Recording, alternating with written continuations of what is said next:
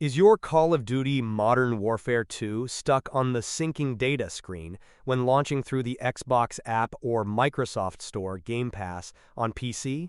This issue can freeze your game before it even starts. In this tutorial, I'll walk you through easy and effective methods to fix the syncing screen and get you back in the game fast.